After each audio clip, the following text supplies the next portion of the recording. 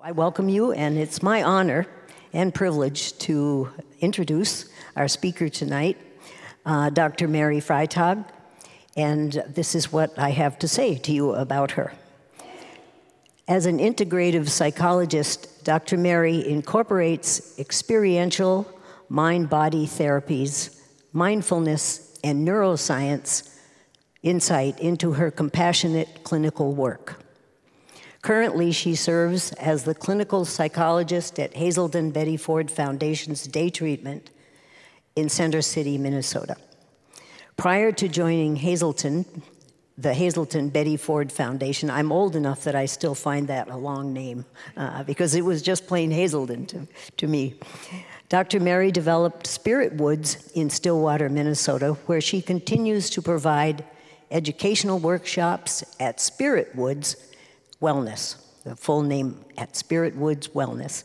In addition, Dr. Mary and her esteemed colleagues continue to offer experiential, research-based ecotherapy and psychotherapy in Spirit Woods nature setting for individuals, couples, and groups.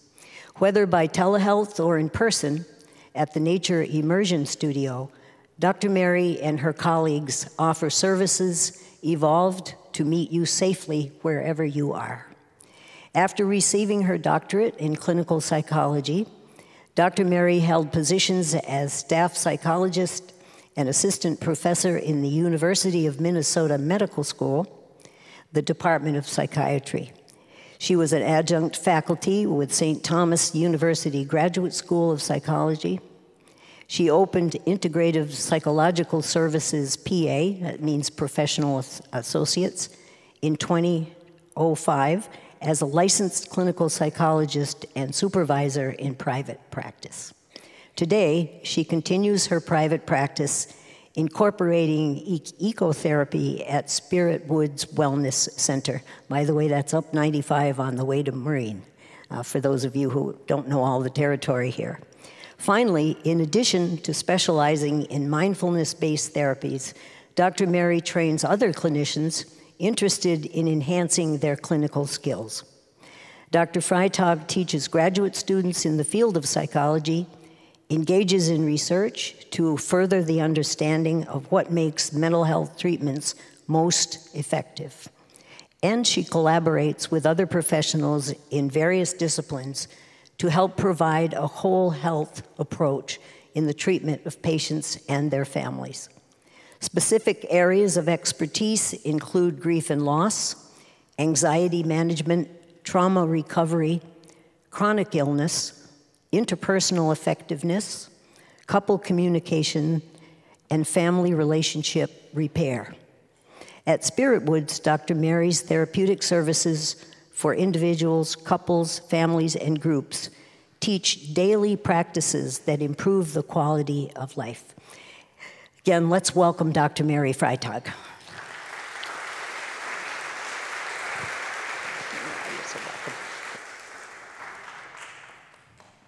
Okay, hoping that this is working. We hearing me? Oh, wonderful. Okay, greetings, everyone. Wow, it's working. It's wonderful to see all of you here. Today we're talking about building life alongside grief. And let me tell you what I mean when I say building a life alongside grief. It's not uncommon to stay stuck in our grief. It's not uncommon to resist feeling grief.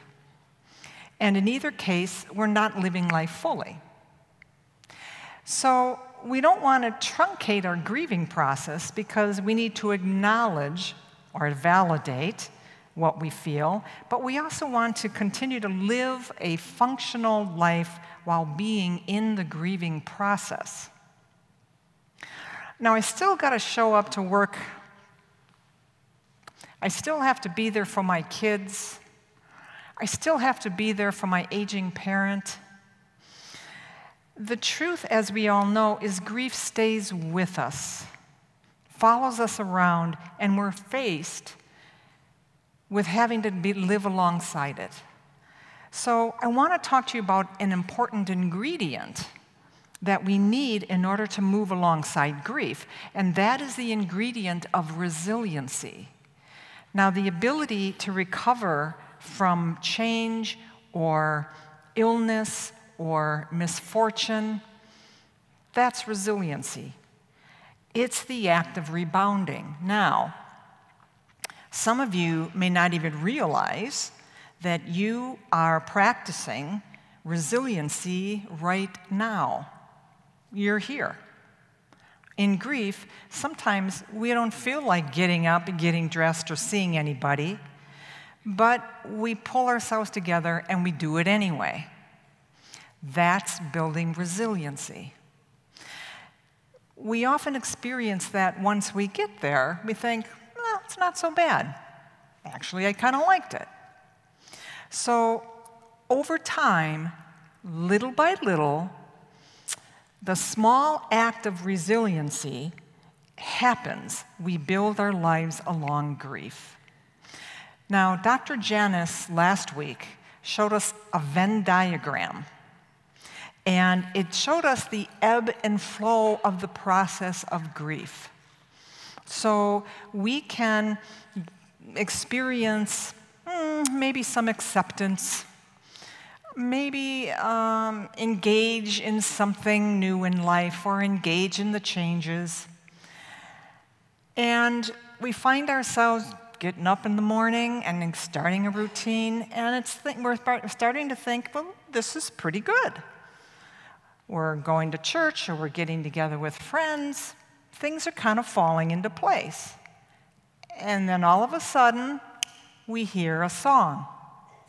And we're right back to feeling that intense grief all over again. The ebb and flow of grief, it's a back and forth process. In time, we can find a greater ability to see things more clearly again and increase our sense of resiliency when we allow ourselves to go through that process, trying to be compassionate with ourselves, noticing what is happening with ourselves non-judgmentally. It does not mean we're falling apart. It means this is how we're wired. This is how we're human. So,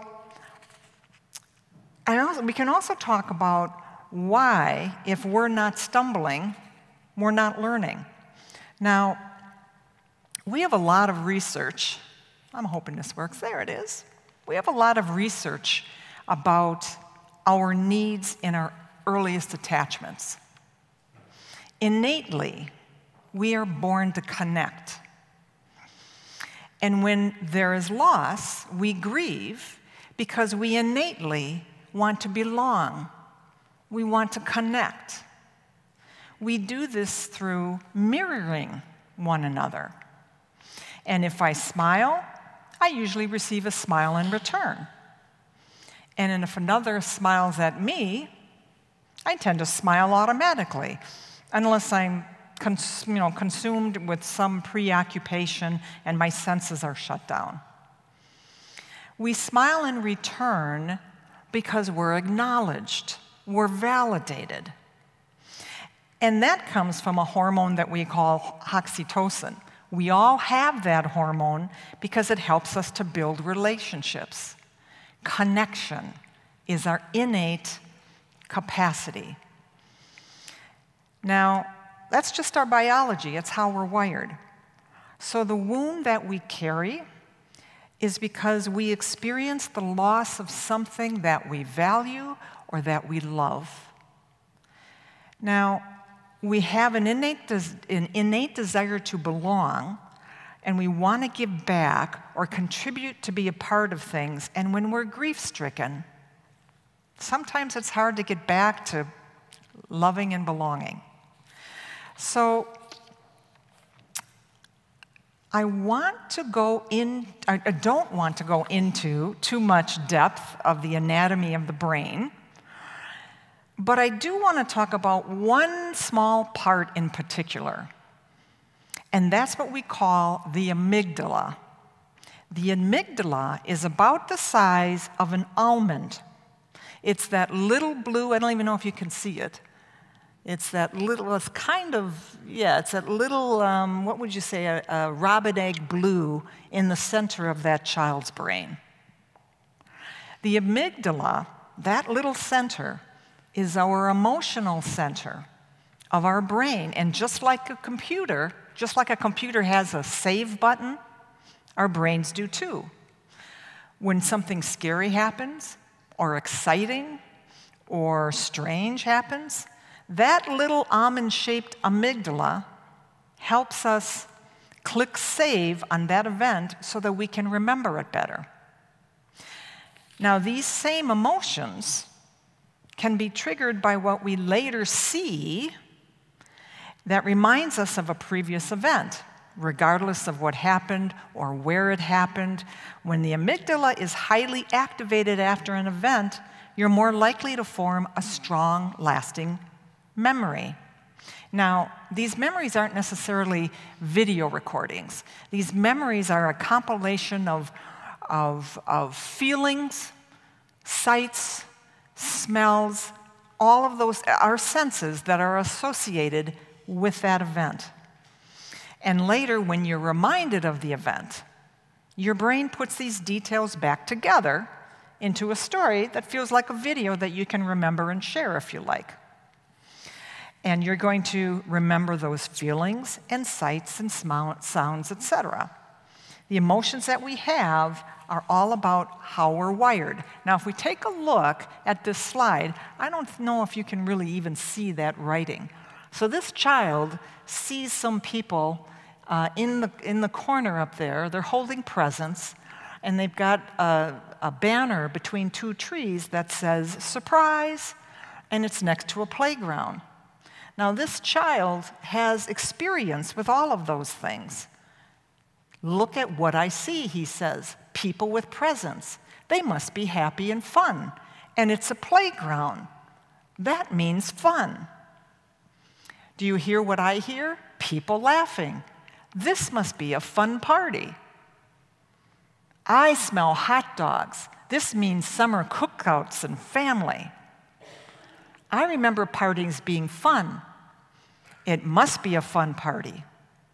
So when we are reminded of previous events, our brain will put it together. So as we talked about before, we can experience significant grief and in time seemingly find it a little easier to be with our loss. We might even begin, as I said before, to find some acceptance of changes that have taken place until suddenly we're hijacked by a song or a photograph, a smell, anything that might take us back to the point in our life when we weren't so wounded. We are reminded of what we've lost, and suddenly we find ourselves grief-stricken again. What we think has an impact on how we feel. What we think has an impact on how we feel. 2 steps forward, 1 step back. So it's important to remember that this is a natural phenomenon. This back and forth process is the body's way of healing itself through emotions and logic. Now, speaking of emotions and logic, the emotion center, you see the amygdala, that represents the emotion center. When the emotion center gets triggered by something, a song, a photograph, we recall what's missing. The alarm goes off because something's not right. And remember, we innately want to belong. So when we are reminded of our loss, the amygdala alarms us, and our emotions can become big, overwhelming, and even taking over the thinking brain, the reason brain. The reason brain shuts down. Now, remember I said the amygdala was the size of an almond in the middle of our brain. Our thinking brain is this right here. So this shuts down. Our system is alerted to pay attention to the feelings because the amygdala is our alarm system that's meant to take care of us. So we might feel despair. We might feel unsafe or alone. And when we get hijacked by those emotions, we might feel we're going backwards. Not so. This is part of the natural healing process. When we find resiliency, we can build our life alongside grief without pushing our emotions away or staying stuck in them. All of the various kinds of woundings that there are, the process is the same. If I've lost a mother, a sister, a father, a brother, a pet, a home, a job, my identity, the process is the same. Now, true for all of us, I'm going to see, the process is this. We all have our emotions, and we all have our cognitive reasoning. Our task is to combine these two states of mind that we all have, and at times they can be at odds with one another. Our heart says one thing, our thinking brain says something else. Here, we've all had that fight. I want to buy it. I will buy it. Oh, no, you won't, the brain says. Or we might say, I have got to get out of this house. I got to sell it. This is depressing. I just need to escape. And the logic mind might say, remember we were told that we really should hold off on big decisions until after about a year when we get through this, or, with our grief. So the goal here is to find the middle path, to release the hold that grief may have on our life. It's important not to ignore grief, but to focus on the present moment, all of what is. And that is being. Now, present moment living. We practice being with a capital B, in the present moment, now.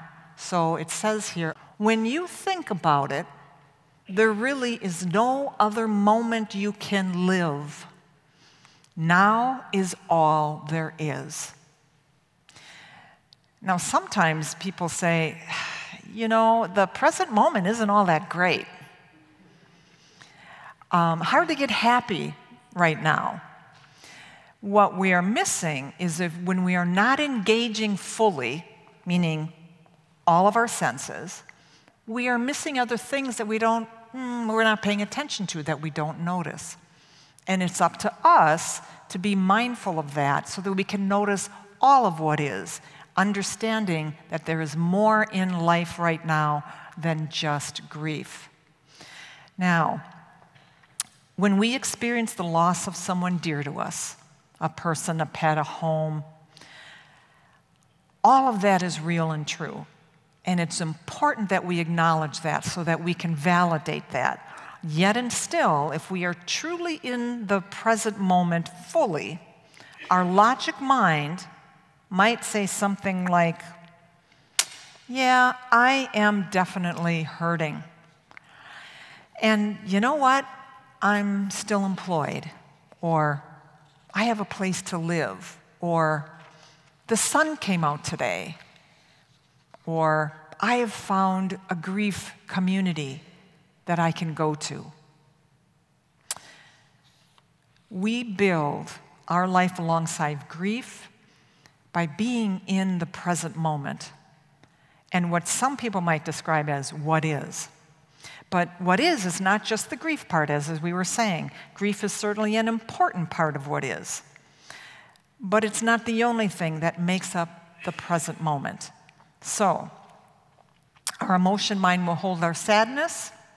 Our logic mind might notice other things in the present moment that we may not be paying attention to.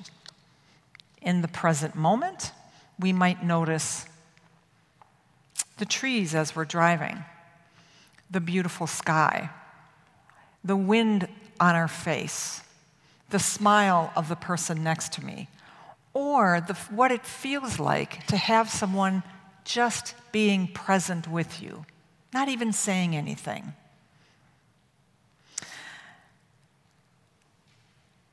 I also know for myself in this very moment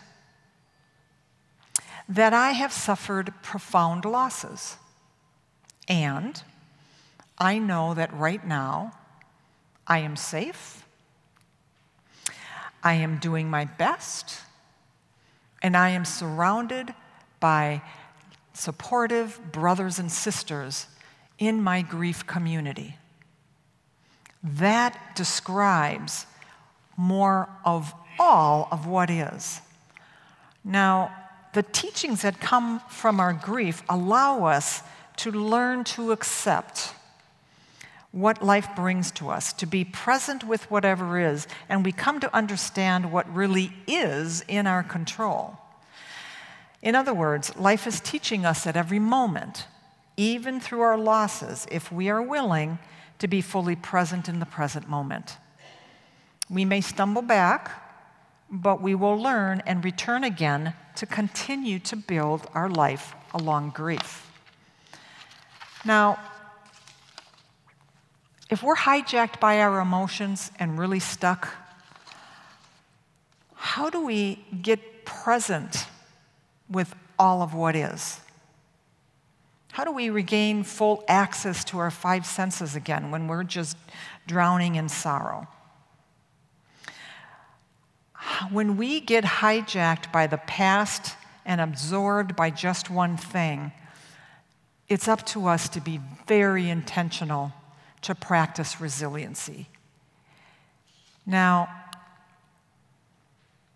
we can in any present moment turn being triggered around for ourselves. We all, every single person here, have that internal resource. We're going to talk about how to do that, but let me first ask you this. What do you believe, and this is going to just go out to the whole group, what do you believe is the natural state of being calm? Oh, my goodness, I just gave the word. This is why I don't tell jokes. I will tell the punchline first. Okay, well, now we're going to do a memory test.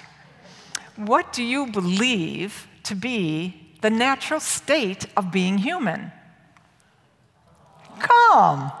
Yes. Now, scientists and theologians alike tell us that all beings that exist, animals, plants, anything living, are simply being their full self. We are the only species that gets confused about this. In order for us to simply be, our nervous system needs to be in the state of calm so that we can respond to all of what is. Now, the natural state of being human is calm. Now, let's just take a look. Here's an example of our current culture. Now, this can be hard to recognize in our culture because we often reinforce. I don't want to give a broad brushstroke, but in our culture, we tend to reinforce an ADD type of existence. We do it through multitasking, staying competitive, jamming as much as we can into an hour. Lunchtime is crunch time. And so that becomes habitual. And since we have had a nationwide pandemic of anxiety and depression, the practices of mindfulness have become more in the mainstream. We now have calming or mindfulness apps on our phones. Some spiritual communities practice mindfulness at the beginnings and endings of their time together. You'll even experience some of this in a corporate setting. When we return ourselves to the state of calm, we increase our resiliency. Now, I want to give you an example. I'd like to do an experiment with this group. And so I'm going to invite you to right now make a mental note of what you feel right now. Now, you might feel a little anxious because we're talking about grief. Very normal. You might feel content. You might feel a little irritated. Just make a mental note of your current state. Now here's the exercise. I'm inviting each of you to get comfortable in your seats, as comfortable as you can. Put both feet on the floor. And we're going to focus on our breathing for a short while, and then I'm going to give you some instructions. So take a deep breath through your nose and a cleansing exhale through your mouth. Good. And again, deep inhale through your nose, cleansing exhale through your mouth. Good. And you may choose to close your eyes. If you choose to leave them open, let your gaze just fall a couple of feet ahead of you, nice and relaxed and easy. Notice your breath. Let your breathing fall to its normal rhythmic pattern. Notice the inhale and the exhale of your breathing. You may notice the cool temperature of your breath in your nose as you inhale. You may notice a warmer temperature as you exhale through your mouth. As you breathe in, as you breathe out, this breath is yours. This breath is you. Know that all you need to do in this very moment is breathe. There's absolutely nothing else that you need to do. Bring your mind's attention to notice the sensation of your feet on the floor. You may notice a warm sensation. You may notice tingling. You can notice that you are grounded as your feet are fully supported by the floor.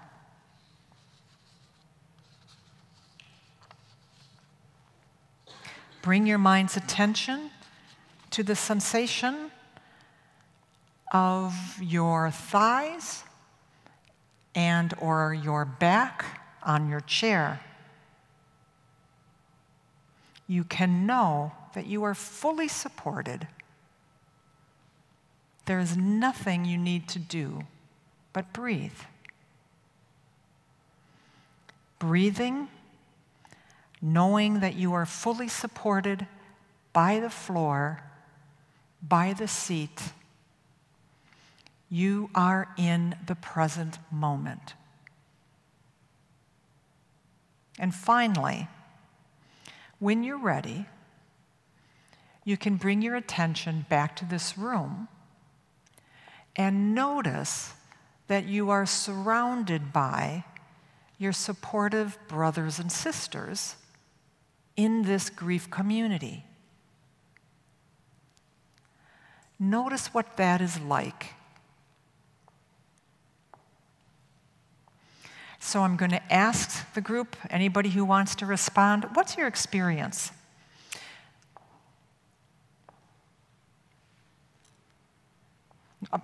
I'm sorry, one speaker at a time, please. I'm sorry, what? I was just much more aware of me, my whole body.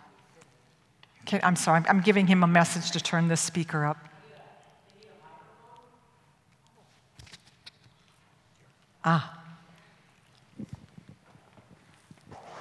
I'm just much more aware of my whole body and my presence. Very important observation. Thank you. Much more aware of my body and my full presence. That is an example of being fully present in the present moment. Next one here. Hi. Hi. Well, first I felt happy and grateful to be here. And then when I focused on my breathing, or tried to, I ground much gooder, that's not a word, outside. Great observation. I'm glad you brought that up. Yes. Yes, and we'll be talking about that. This is really important. Now, there are many ways to practice mindfulness, and I'll be talking about that. And actually, next week, I'll have a handout for you, but I wanted to base it on what kind of feedback I get from folks. Many ways to practice mindfulness. For some people, it is greater enjoyment to be outside in nature, engaging with what is out there. I'm seeing an applause, yes. For other people, just being still and noticing what you don't normally pay attention to, that can be very calming and grounding. Anyone else? Someone else spoke over here. Yes. Can you give her a microphone? Sorry.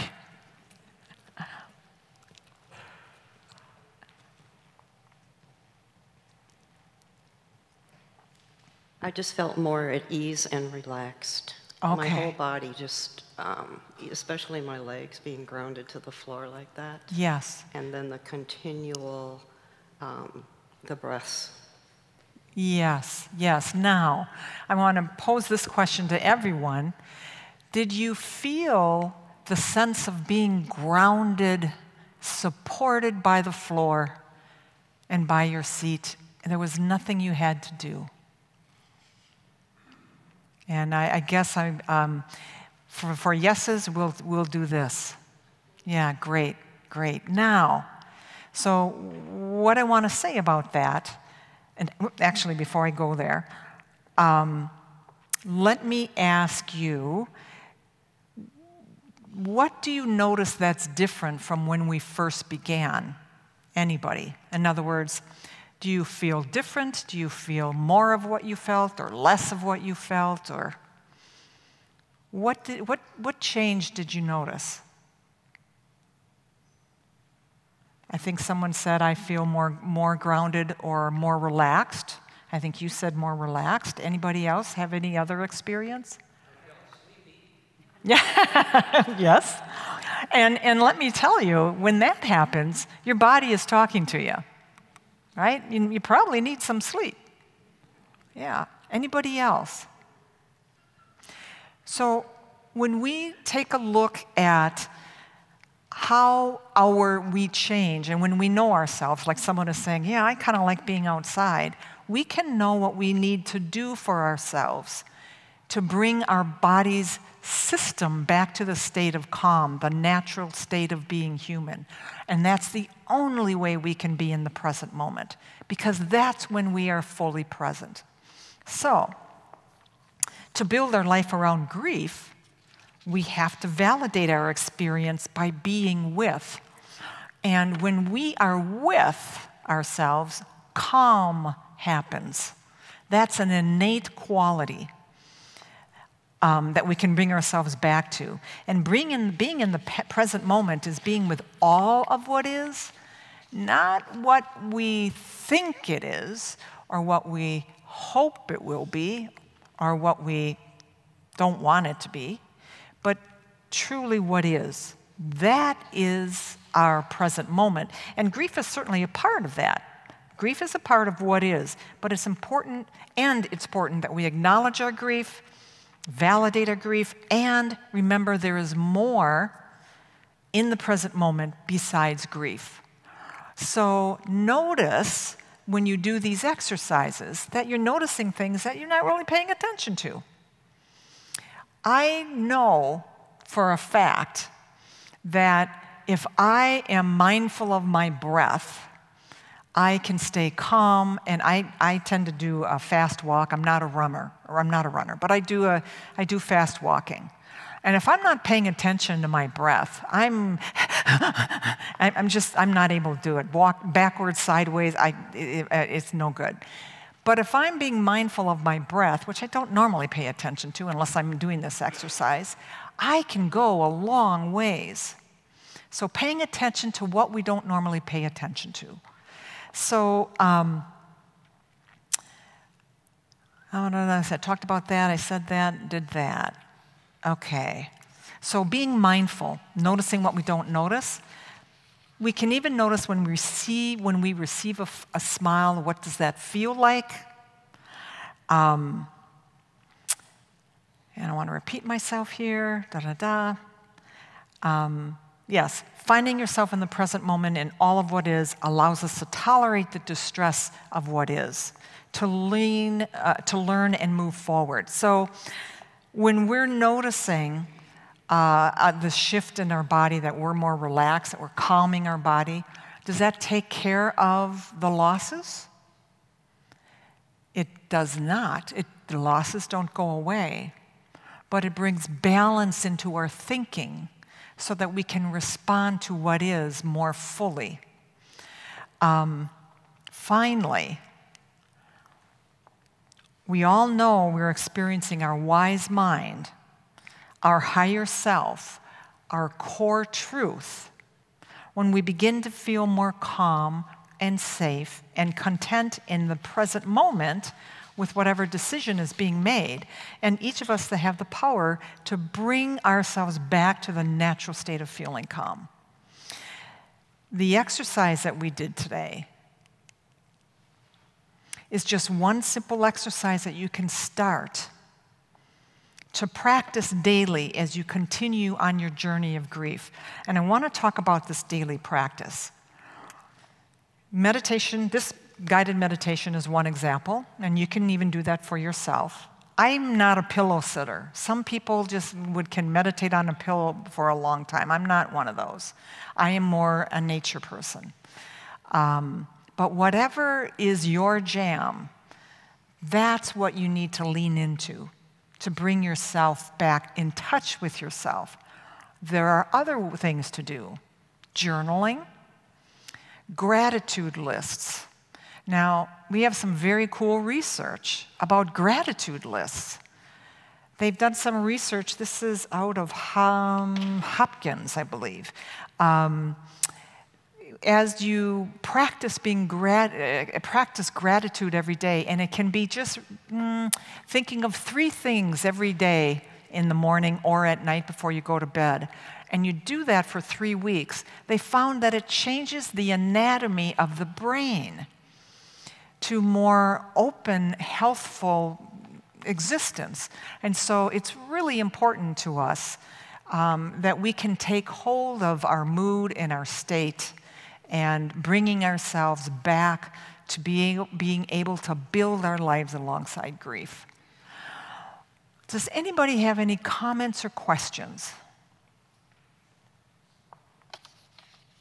I thank you, everyone.